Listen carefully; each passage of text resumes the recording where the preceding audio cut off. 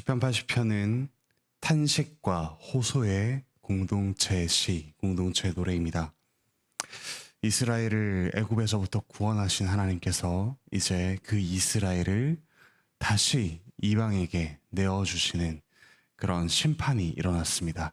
그 심판에 대해 이스라엘이 탄식하며 주님의 구원을 호소하는 것이 바로 오늘 시편 80편의 내용입니다.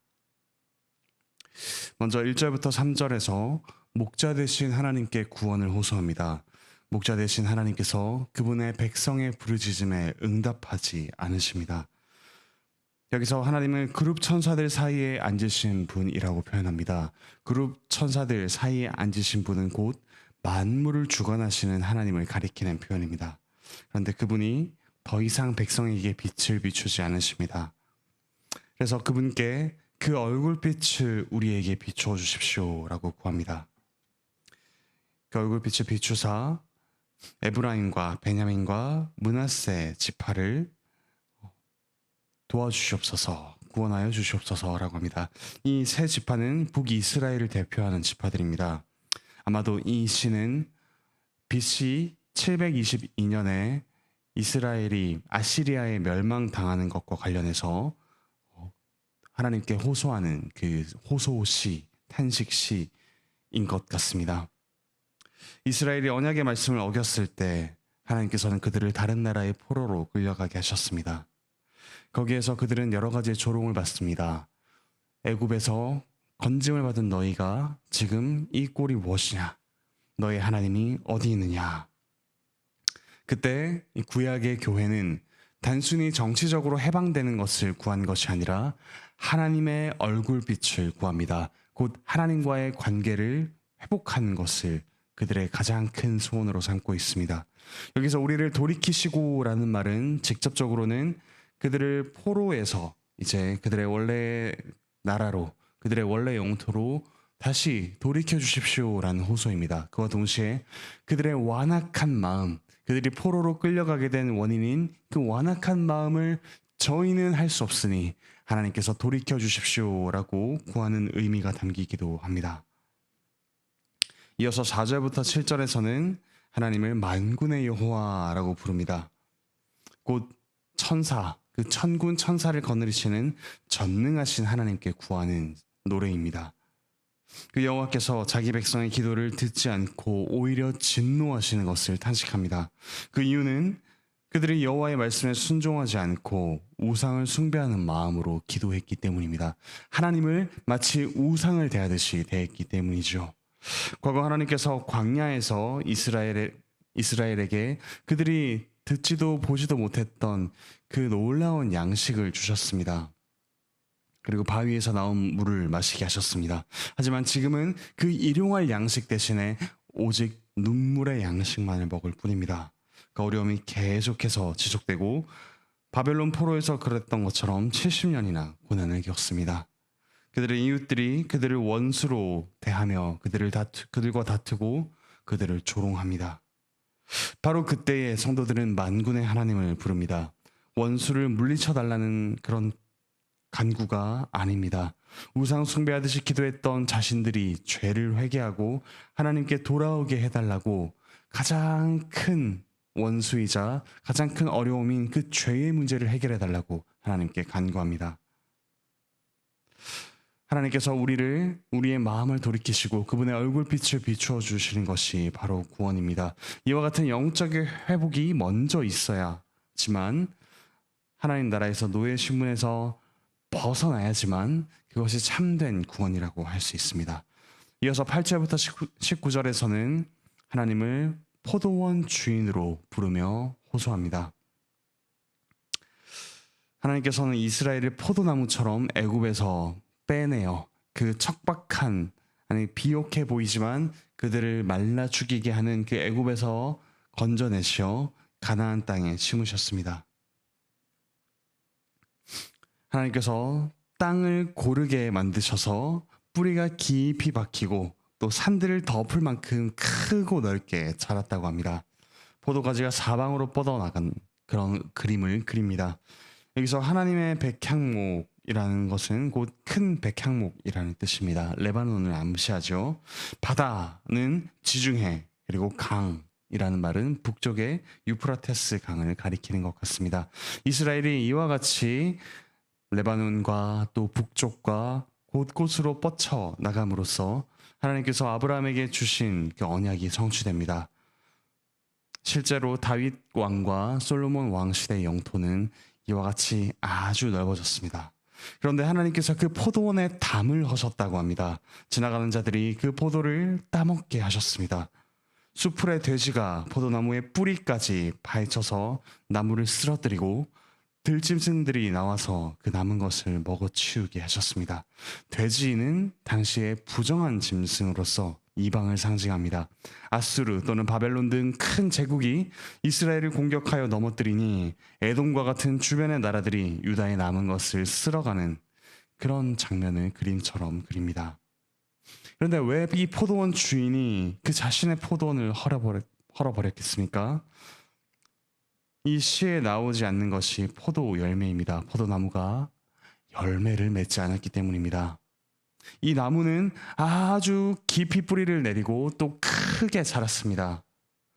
모든 것에서 으뜸이 되기를 좋아하고 자기를 자랑합니다. 하지만 하나님과 사람을 기쁘게 하는 열매, 그 포도주를 내놓는 일은 하지 않습니다.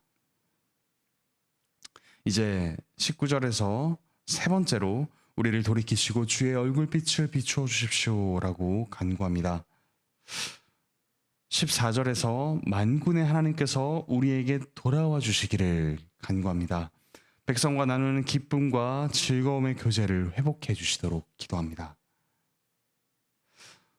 이스라엘이라는 포도나무는 하나님께서 오른신으로 심으신 줄기이고 주님을 위하여 힘있게 하신 가지라고 합니다. 여기서 가지라는 말은 아들이라는 말과 같습니다.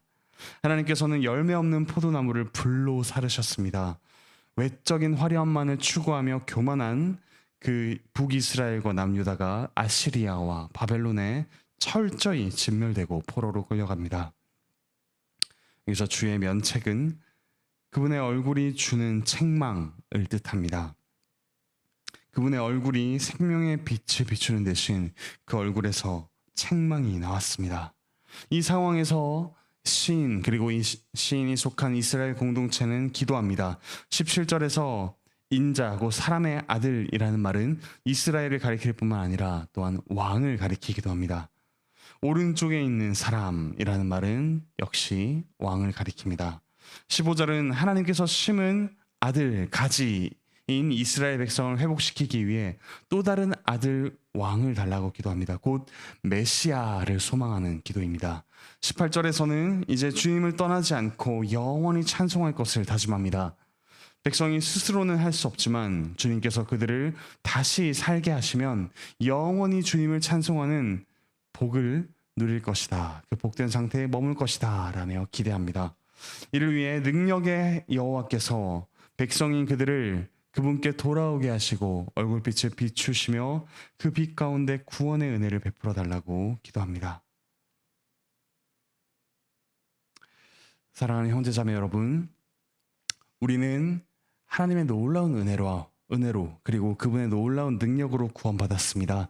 하지만 우리가 그분을 하나님으로 경외하지 않을 때 마치 우상을 숭배하듯 우리의 소원을 들어주는 소원 자판기처럼 대할 때, 그분을 길들이려고 할 때 우리는 하나님의 면책을 받습니다.